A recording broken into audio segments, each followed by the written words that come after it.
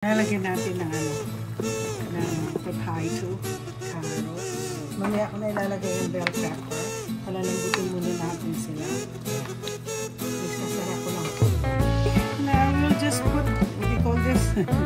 The coconut. The coconut milk. Ito na po ang aking chicken curry.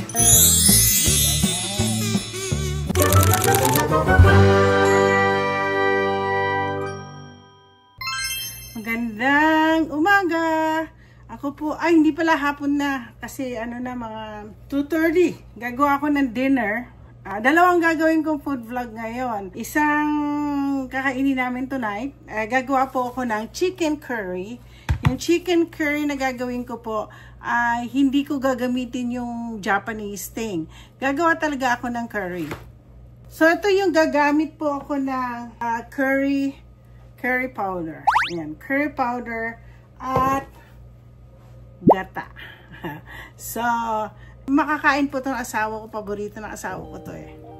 For the ingredients, of course, meron tayong chicken, meron tayong gata, sibuyas, patatas, tapos may red bell pepper tayo.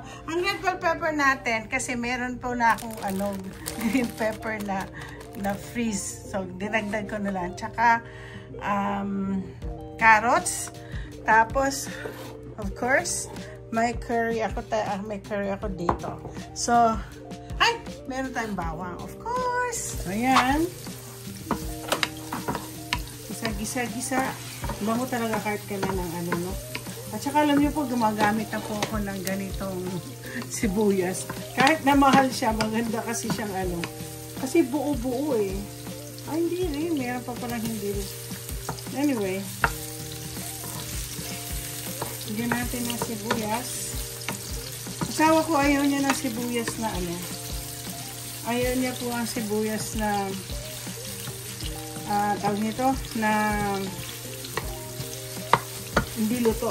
Ako kasi, kayang-kaya ko naman magluto ng kahit kumain ng fresh. Yan. Nalagay na natin ang chicken. Alam niyo itong chicken ito, nabili ko pa sa sa Metropolitan, yung grocery ng mga grocery ng mayayaman. Hindi, parang tinda lang na lang dito, puro organic. Oo. Kaya, sinubukan ko. Pero which is, everything are all good sa grocery na yun. So, lalagyan natin ng konting sugar. Parang mahina na yata yung aking stove. Kailangan bumili ng bago. Ang ganda ho ngayon sa katapusan dahil marami hong sale, magsi-sale. Meron po ako nakita kanina, nung isang araw, ay, kailan pa kami nagpunta mag-asawa? Monday. Punta kami ng Best Buy. Yun talagang gusto ko, yung meron pang pwede ako mag-barbecue na stove. Originally, 1,200. Tapos, naging 600 lang yata. Sabi ko, pwede na to So, sara muna natin siya. Tingnan nga kung okay. Okay, let's open. Lambot na siguro lahat to. Lambot na nga. Lambot. Lagyan natin to na lagyan po natin na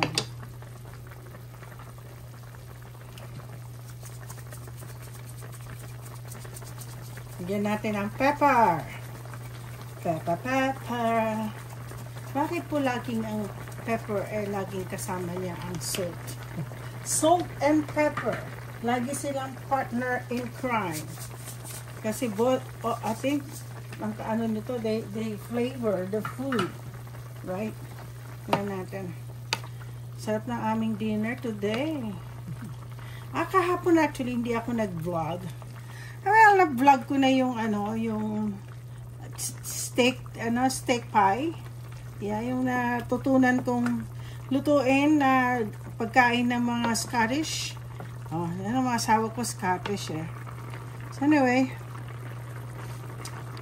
sarap. Ay, sarap. Talaga. Very flavorful.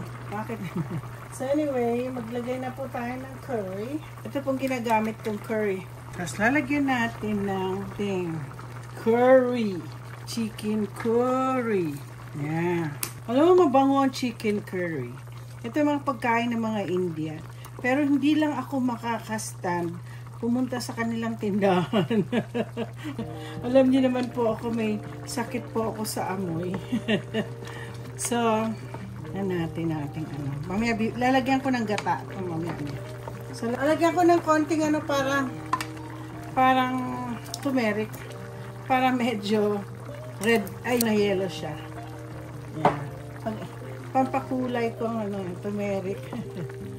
Ay, nako. Ayan. Kulaan natin muna na husto. Para dumikit ang curry sa chicken. Ayan.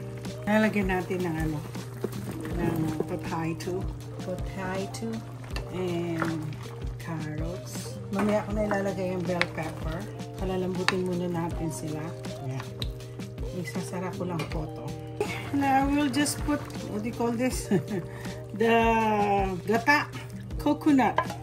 The coconut milk. Ito ang pinaka-safety.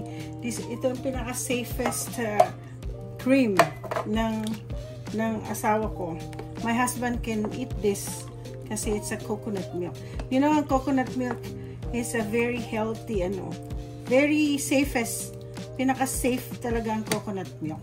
So, kayo nandiyan sa Pilipinas, daming coconut dyan. Kailangan alagaan ninyo yung mga coconut dyan dahil na yung healthy. Mahal po yan dito, kaya medyo ingat-ingat din ako. Nasa lata lang po yung aming Kaya yan, natin yan. Lagyan natin ng chili flakes para medyo manghang, spicy ng konti yung aking paborito to ni Lance, yung curry. Pag sa mga Thai restaurant kami, spicy pa yun tinatanong siya, anong gusto mo? What do you want? 0, 1, 2, 3. Lagi niya, ako 1 lang, konti lang. Pero siya, sabi niya 2. Medyo maanghang. So, lagyan natin ng konting maanghang ito. Kailangan po malapot-lapot. Iwan ko na lang siyang ganito. Tapos, lalagay po natin habang kumukulo yan. Lalagyan po natin ng, alam mo, masarap din ang lasa ng bell pepper. Ako kasi madalas bumibili ng maraming bell pepper kasi mga food na ginagawa ko. May mga masarap kasi lagyan ng bell pepper mga pagkain, no? Yan. Alam niyo, nung summer, ang dami kong ganito sa garden. Nagtatanim po ako ng bell pepper. Green, tapos magiging red. Oo. Sabi ko, ba't walang red? Yung pala magre-red pa. Magi-green muna, tapos magre-red. So, yan, may mga natira. Ilalagay ko po to sa refrigerator para ma-freeze ko. Tingnan natin kung tama lang. Pero hindi mo ang lagyan ko pa. Lagyan ko pa yata. Lagyan pa natin. Ayan. Lagyan pa natin na konti. Ayan. Lagyan natin po ito. Medyo pa-dry na natin ng konti. Ay. Nakalimutan ko. Naglagay po ako ng konting cornstarch para lumapot ng konti itong curry ko. So, tingnan nyo po ang sarap. Daming sabaw, no? Masarap po. Gusto nila sa may sabaw. Pero kailangan lang palaputin ng konti. Oo.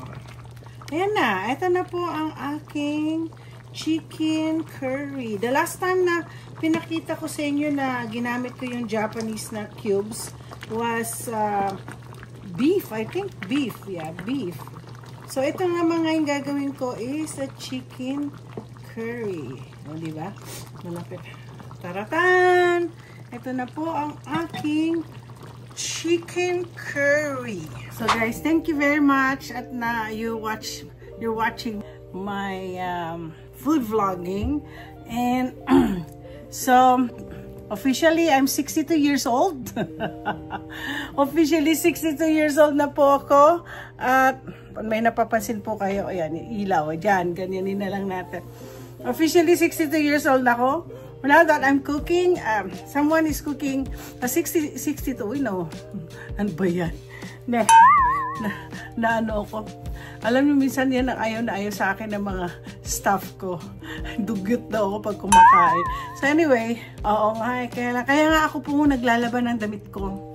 So anyway, thank you very much. I hope na nakuha nyo ang simple instruction on how to make a chicken curry. Para dun sa mga tao hindi mahilig magluto, kaya yan dapat ipapakita ko sa inyo. Okay guys, ito na po ang aking chicken curry. Ayan.